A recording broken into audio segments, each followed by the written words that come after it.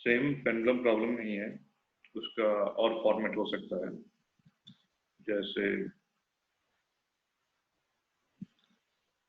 एक pendulum initially यहाँ से लटका हुआ है और एक यहाँ से, और दोनों में क्या कर दिया गया, सिमिलर चार्ज डाल दिया गया। तो सिमिलर चार्ज में क्या होता है, अट्रैक्शन होता है। तो अट्रैक्शन की वजह से दोनों यहाँ पे आ गए इस तरीके से।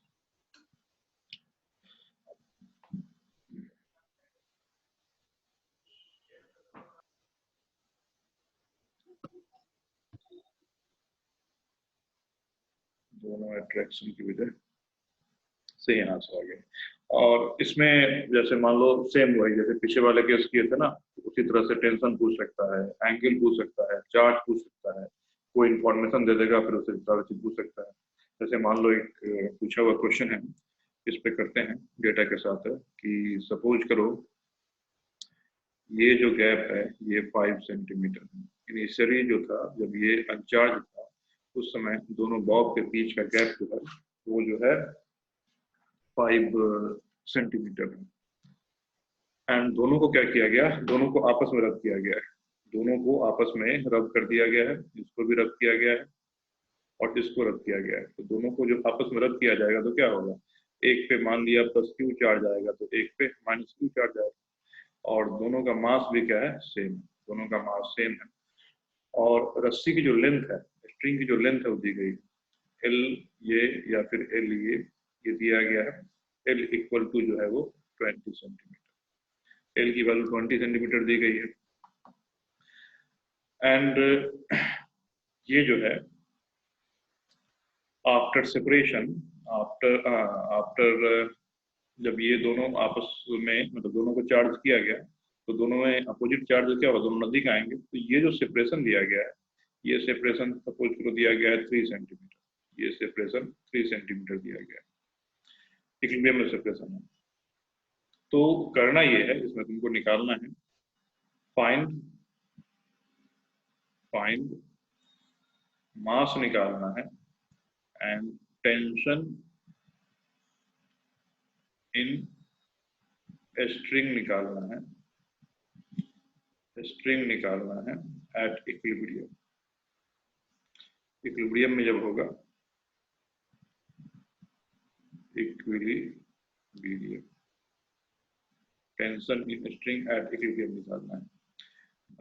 चार्ज जो है, चार्ज का मैग्नीट्यूड जो है Q ये दिया गया है, ये है 2 × 10 की पावर -8 कूलम दिया गया है।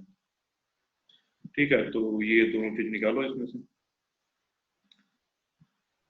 एल की वैल्यू 20 सेंटीमीटर दी गई है, तो मास कितना होगा वो मास निकालना है, और रस्सी में टेंशन कितना होगा एट इक्विलिब्रियम, वो इक्विलिब्रियम पे टेंशन निकालना है।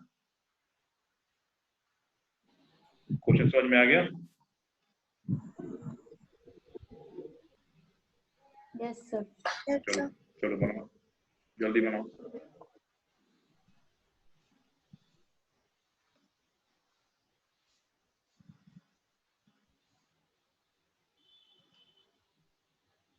तो एक बार और रिपीट कर दीजिए ना क्वेश्चन।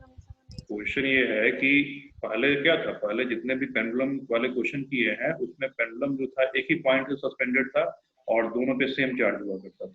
अब इसमें क्या किया गया कि पेंडुलम जो है सम सेपरेशन पे सस्पेंडेड है। सेपरेशन कितना है, तो एक पेंडुलम यहाँ से सस्पेंडेड है और एक पेंडुलम यहाँ से सस्पेंडेड है। इस पॉइंट का नाम ए लेते हैं और इस पॉइंट का नाम बी लेते हैं। तो एक ए से सस्पेंडेड है और एक बी से सस्पेंडेड है। दोनों के बीच का मतलब इनिशियली इन दोनों में कोई चार्ज नहीं होगा तो दोनों क्या होगा, वर्टिकली हैंग होगा वो। तो दोनों के बीच की सेपरेशन कितनी है, 5 सेंटीमीटर। अब क्या किया गया कि दोनों को आपस में रब किया गया, दोनों को आपस में फ्रिक्शनली रब किया गया। रब करने पे क्या हो गया, कुछ चार्ज एक में आया होगा, कुछ चार्ज दूसरे में आया होगा, कुछ इलेक्ट्रॉन एक से दूसरे में ट्रांसफर हुआ होगा। तो एक पे मान लिया प्लस क्यू चार्ज आया, दूसरे पे कितना हो जाएगा, माइनस क्यू चार्ज आ जाएगा। और वो चार्ज की वैल्यू कितनी है, चार्ज की मैग्नीट्यूड जो है, मैग्नीट्यूड ऑफ चार्ज जो है वो 2 × 10 की पावर -8 कूलम है, ये चार्ज की वैल्यू है। अब एक पे पॉजिटिव चार्ज है, एक पे नेगेटिव चार्ज है, तो इन दोनों के बीच में अट्रैक्शन होगा। तो आफ्टर अट्रैक्शन ये जो क्या हुआ, दोनों अट्रैक्ट किए, दोनों अट्रैक्ट किए, आफ्टर अट्रैक्शन इक्विलिब्रियम में ये नजदीक आ गया। कितना नजदीक आया, तो तो दोनों के बीच का गैप अब 3 सेंटीमीटर बच गया। तो इक्विलिब्रियम में पूछ रहा है, इक्विलिब्रियम में मास तो ऐसे ही निकालना है, मास तो तुमको किसी भी कंडीशन निकालना है।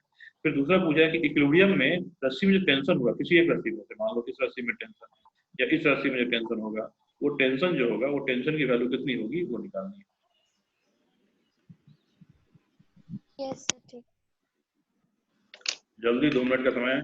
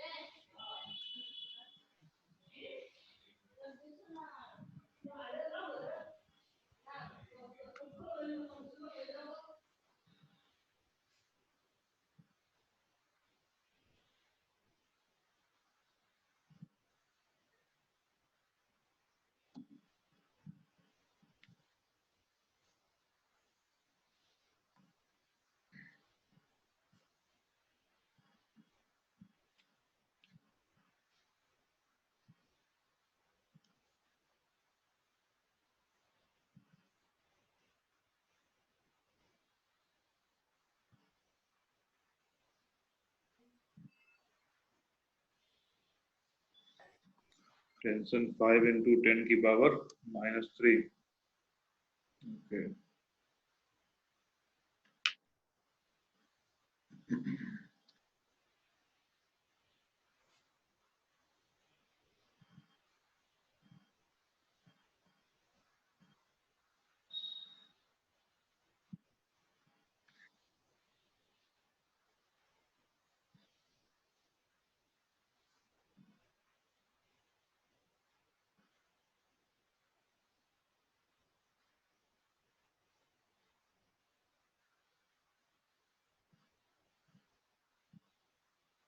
सेम क्वेश्चन है इसमें। 0.1 ग्राम मास, देखते हैं। नहीं, शायद मास हमको सही नहीं लग रहा। मास 0.1 ग्राम, मास उससे ज्यादा है।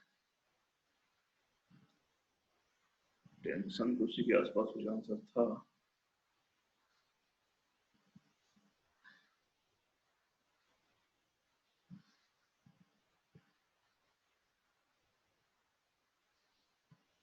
फाइव पॉइंट 3 into 10 की पावर -2।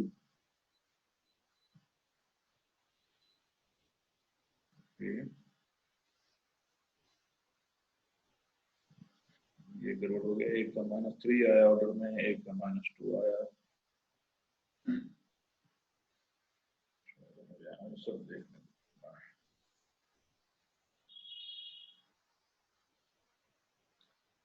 आंसर जो है आफ्टर कैलकुलेशन, मास जो आएगा, मास की वैल्यू है अप्रोक्स 8 ग्राम है। अप्रोक्स 8 ग्राम है एग्जैक्ट वैल्यू जो है मास का। ये 7.96 ग्राम है एंड टेंशन जो है वो है 7.72 इंटू 7.72 इंटू 10⁻⁻2 न्यूटन। ये तो ये आंसर है।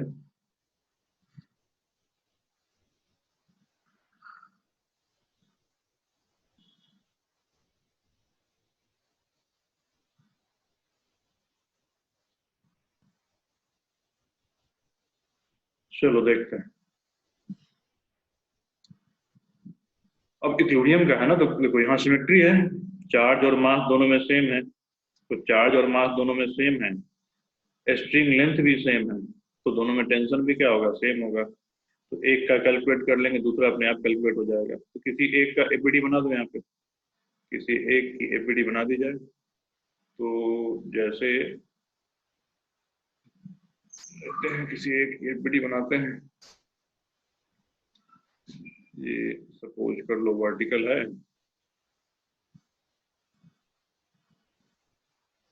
ये वर्टिकल, और ये यहाँ से कुछ एंगल बनाता हुआ है।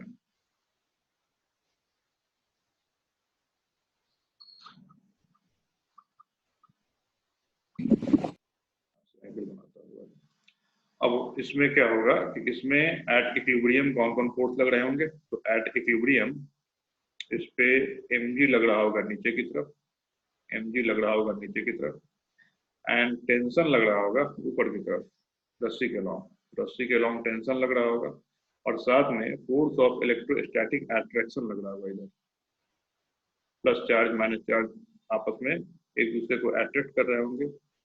या 7.9 सही आंसर है मास का, जैसे ये तुम्हारा। तो ये तीन तरफ फोर्स लग रहे होंगे, और फोर्स लग रहे होंगे तो साथ में यहाँ पे ये कुछ एंगल बना रहा होगा, ये एंगल थीटा बना रहा होगा।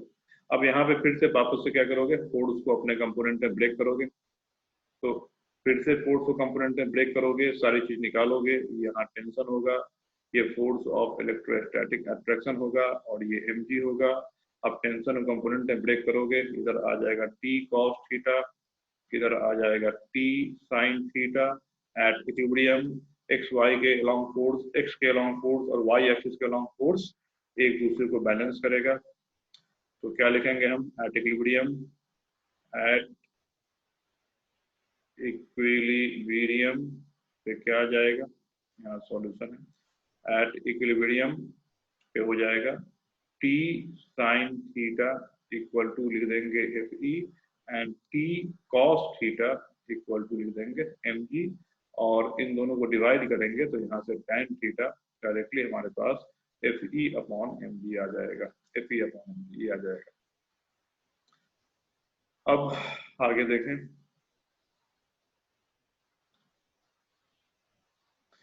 तो tan थीटा की वैल्यू आ गई, और tan थीटा हम यहाँ से भी कैलकुलेट कर सकते हैं। अगर इसको हम ट्रायंगल कंप्लीट कर लें, इस चीज को ट्रायंगल कंप्लीट कर लें, तो देख सकते हो ये लेंथ कितना है, ये L है, ये है 20 सेंटीमीटर, और ये कितना हो जाएगा, यहाँ पे फिगर में देखा जाए कि ये पूरा का पूरा, ठीक है, ये था 5 सेंटीमीटर, इसमें से 3 सेंटीमीटर ये आ गया, तो 1 सेंटीमीटर ये होगा, 1 सेंटीमीटर ये होगा, सिमेट्री के हिसाब से ये आ जाएगा। तो ये कितना हो जाएगा, ये हो जाएगा 1 सेंटीमीटर। अब यहाँ से tan थीटा हम लिख सकते हैं इस राइट एंगल ट्रायंगल में। इस राइट एंगल ट्रायंगल में tan थीटा लिखा जाएगा, वो लिखा जाएगा परपेंडिकुलर, परपेंडिकुलर कितना है, 1 अपॉन हाइपोटेन्यूज अपॉन बेस। तो परपेंडिकुलर तो 1 है, और बेस कितना हो जाएगा, तो बेस हो जाएगा हाइपोटेन्यूज माइनस परपेंडिकुलर, तो ये इसके स्क्वायर में आ जाएगा। तो tan थीटा हम लिख सकते हैं यहाँ से 1 by root over 20 square minus 1 square minus 1 square equal to Fe upon mg, ऐसे लिखा जा सकता है। और यहाँ से Fe की वैल्यू लिख सकते हो, तो Fe कितना हो जाएगा, Fe हो जाएगा k इंटू क्यू स्क्वायर, और इसके बीच के गैप का स्क्वायर, तो गैप कितना हो जाएगा, तो 3 सेंटीमीटर है, 3 मीटर में कन्वर्ट करेंगे तो 3 इंटू 10⁻⁻2 का स्क्वायर। ओके, अब इन सारी वैल्यूज को डाल दो, तो यहाँ से हम m क्या लिख सकते हैं, m जो आ जाएगा, m को लिख सकते हैं m equal to FE into root over 20 square minus 1 square divided by कितना g, और FE की वैल्यू यहाँ पे डाल दो, तो k कितना है, FE की value Q square upon 3 into 10 की पावर माइनस 2 स्क्वायर, ये हो गई इसकी वैल्यू, और यहाँ से ये आ गया कितना,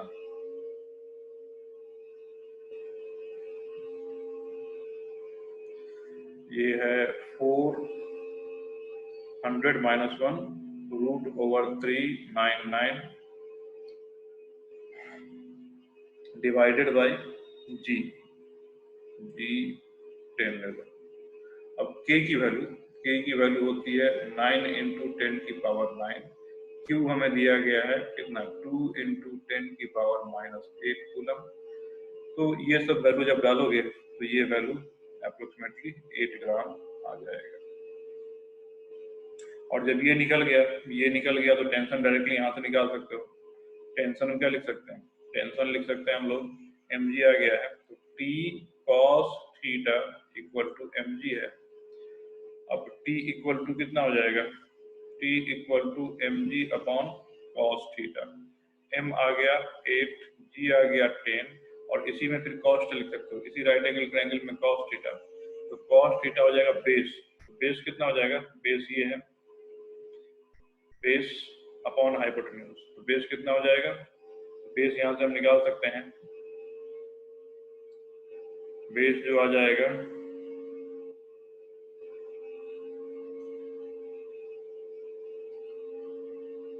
इसके लिए यहाँ से, तो ये जो आ जाएगा इसको हम x मान लें, तो x upon h root over 20 minus 1 का स्क्वायर, और ये x जो आ जाएगा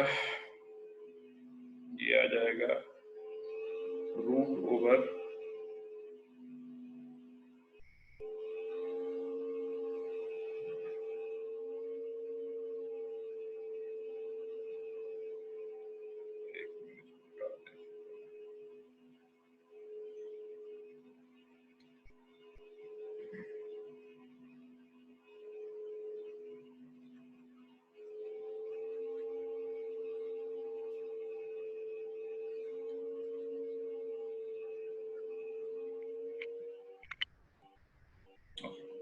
तो यहाँ से t cos theta equal to हम लोग mg लिख देंगे, और t की वैल्यू mg cos थीटा आ जाएगी।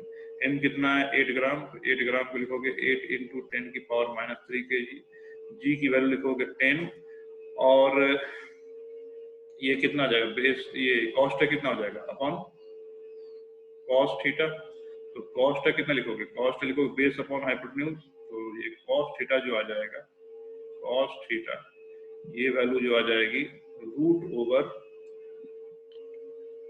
दिस स्क्वायर माइनस 1 अपॉन 20 आ जाएगा, तो ये लिखोगे 8 इंटू 10 की power 3 into 10 upon root over 20 square minus 1, और ऊपर आ जाएगा 20। ये आफ्टर सिंप्लीफाई जब करोगे तो ये 7.72 इंटू 10 की पावर माइनस 2 न्यूटन आएगा,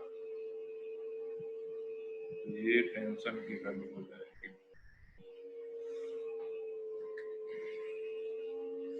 सर सीधे t sin theta equals fe से t नहीं निकाल सकते? बिल्कुल निकाल सकते हैं, तो अभी तो FE कैलकुलेट करना पड़ेगा ना, साइन का निकालना ही पड़ेगा।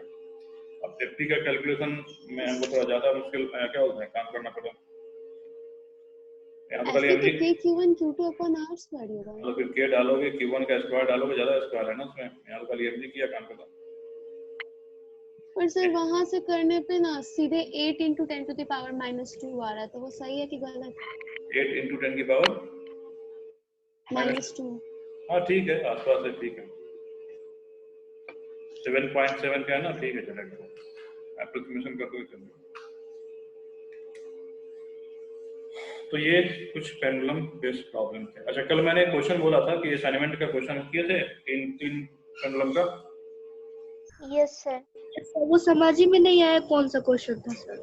अरे नहीं था, 3 particle each of mass 1 gram carrying charge Q. Question number 5, 10 और 12 था। असाइनमेंट का क्वेश्चन है सर ये। Yes sir. 3 particle each of mass 1 gram and carrying a charge q are suspended from common point by 3 insulated massless string each of length 1 centimeter. If particle is in equilibrium at and are located at the corner of equilateral triangle of side 3 centimeter, calculate charge q on the particle. जैसे हटाएं इसको, इस चीज को यहाँ से screen से। तो क्वेश्चन सपोज कर लो ये है, 3 पार्टिकल है, 3, उसका हम डेटा नहीं देते हैं, सिंबल के फॉर्म में रखते हैं। 3 particles of each particle each of mass equal to m and charge q, सब पे सेम चार्ज है, मास और चार्ज सेम है, and suspended from common point, एक ही पॉइंट से सस्पेंड किया गया है। अब इसमें क्या करता है कि जो common point through a string of length L, string of length L, and इसमें है कि in equilibrium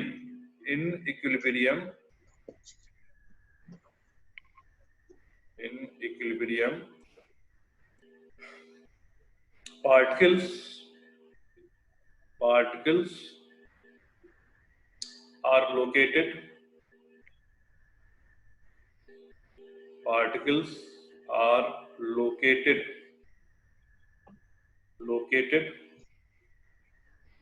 at the corner of an equilateral triangle of side A, then calculate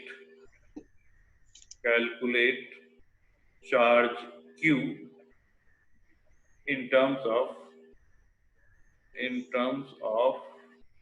other parameter.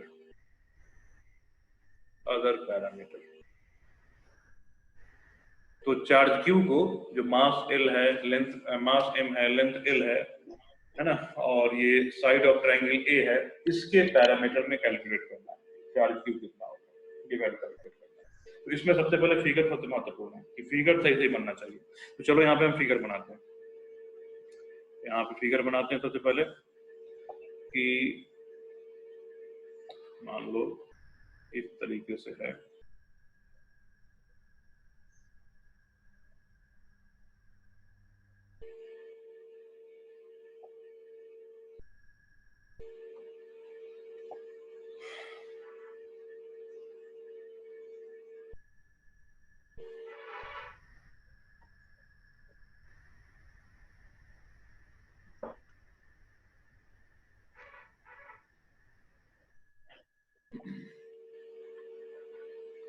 यही कॉमन पॉइंट है। इस common point से, ये common point है, ये पॉइंट ऑफ सस्पेंशन है, पॉइंट ऑफ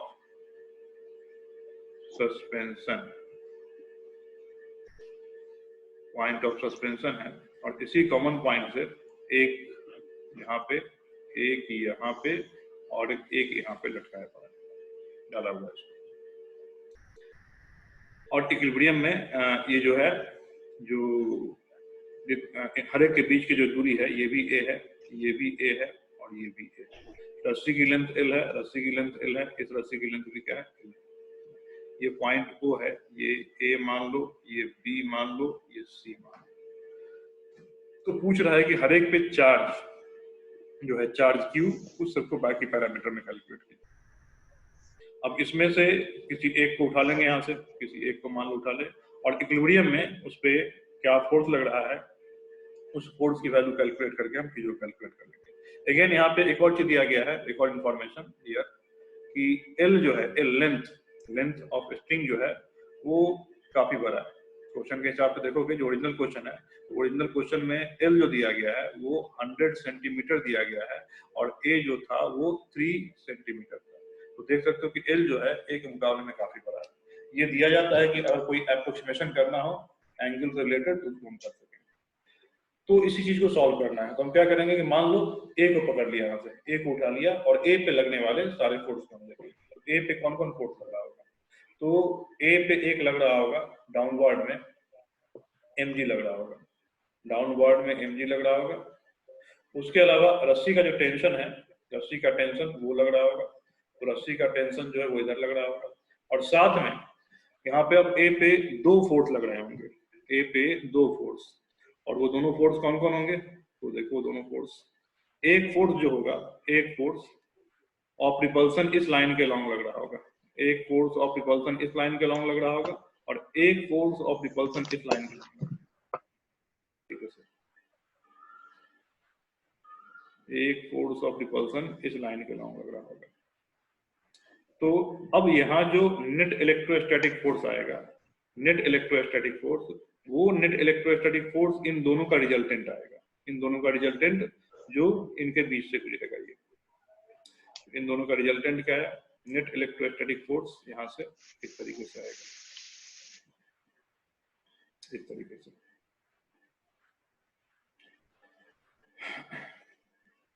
तो हम सब फोर्स का नाम दे दें, ये है रस्सी का टेंशन वाला फोर्स, ये mg वाला फोर्स, और ये है फोर्स ड्यू टू C, और ये है फोर्स ड्यू टू B, और ये है नेट फोर्स, कौन सा, F net electrostatic, F net electrostatic. अब एक चीज देखा जा सकता है इसमें कि जितने भी ऑब्जेक्ट हैं, जैसे इस पे चार्ज Q है, मास m, इस पे भी चार्ज Q है, मास m, इस पे भी चार्ज Q है, मास m है, तो मॉड ऑफ फोर्स Fb ये कितना हो जाएगा, तो ये हो जाएगा k q square upon a square. Mod of force Fc कितना हो जाएगा, तो ये भी हो जाएगा k q square upon a square. ये ठीक है, दोनों के इलेक्ट्रोस्टैटिक फोर्स का मैग्नीट्यूड सेम होगा, देख सकते हो फिगर में क्लियरली लिखा हुआ है कि B जो इस पे A पे रिपल्सिव फोर्स लगाएगा तो उसकी मैग्नीट्यूड कितनी हो जाती है, K दोनों चार्ज के मैग्नीट्यूड का मल्टीप्लिकेशन और दोनों के बीच का सेपरेशन, तो दोनों के बीच का सेपरेशन क्या है, A स्क्वायर A है, तो जो सेपरेशन A का B से है वही सेपरेशन A का C से, तो दोनों का मैग्नीट्यूड सेम हो जाएगा। तो यहाँ पे हम लिख सकते हैं कि ये जब दोनों सेम है तो mod of Fb equal to mod of Fc equal to F नाम देते हैं इसको, मतलब ये भी फोर्स F है और ये भी फोर्स F है। अच्छा, ये इक्विलैटरल ट्रायंगल बना रहा है तो ये एंगल कितना हो जाएगा, ये एंगल हो जाएगा 60 डिग्री, ये एंगल 60 डिग्री हो जाएगा, और ये ठीक इसके बीचों बीच से निकलेगा। क्यों निकलेगा, तुमको एक शॉर्टकट बताया था वेक्टर में कि दो वेक्टर अगर सेम मैग्नीट्यूड के हैं, दो वेक्टर सेम मैग्नीट्यूड के हैं तो उनका रिजल्टेंट जो निकलता है ठीक हाफ एंगल से निकलता है, और इनके बीच की एंगल थीटा है तो ये जो एंगल होगा वो थीटा बाई 2 होगा। और इस एफ नेट का मैग्नीट्यूड कितना हो जाएगा, what is the magnitude of F net, उसका भी शॉर्टकट बताया था 2f cos थीटा बाई 2। हाँ 2f, ये हो जाएगा एफ नेट का जो मॉड हो जाएगा, एफ नेट का मॉड ये हो जाएगा 2f cos थीटा बाई 2 हो जाएगा, ये हो जाएगा 2 into f and cos theta by 2 कितना हो जाएगा, cos 30 डिग्री हो जाएगा, तो ये हो गया 2 into f into √3 by 2, ये कैंसिल आउट, ये हो गया √3f, मतलब एफ नेट की जो वैल्यू हो गई वो √3f हो गई। यहाँ तक क्लियर है सब लोगों को? Yes sir.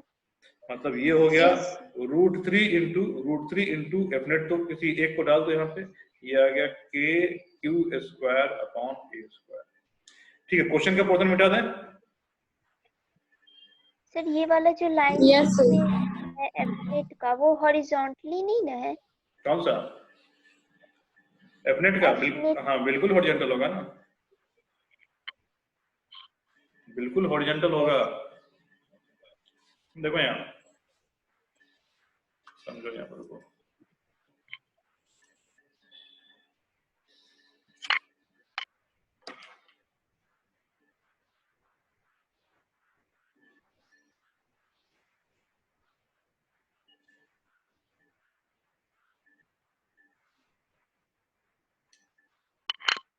तीनों कुछ इस तरीके से होगा।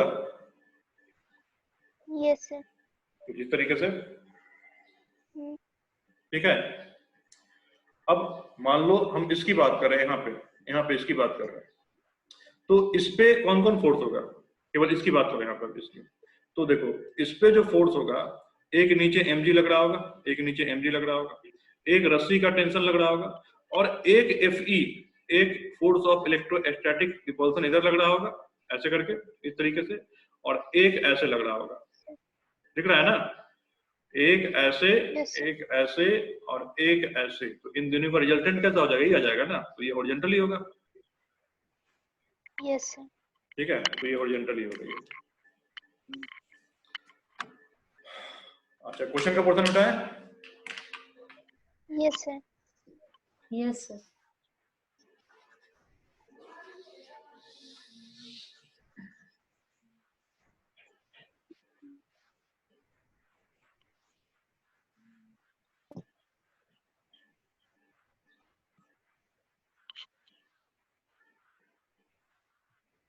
ओके, तो अगर हम ए का एफबीडी बनाए, तो ए पे mg नीचे लग रहा है, टेंशन इधर लग रहा है, और Fe नेट जो है इधर लग रहा है। अब इसमें इक्विलिब्रियम के लिए वही कंडीशन निकाली जा सकती है। इक्विलिब्रियम के लिए मान लो ये एंगल कितना है, थीटा है, ये जो वर्टिकल से एंगल बना रहा है थीटा एंगल बना रहा है, तो अगेन यहाँ tan theta equal to Fe upon mg लिखा जाएगा, और फिर फर्दर Fe अपॉन mg लिख के आगे इसको उसी तरह प्रोसीड किया जाएगा। अब ये सेशन खत्म होने वाला है, नेक्स्ट सेशन पे लॉगिन किया जाएगा।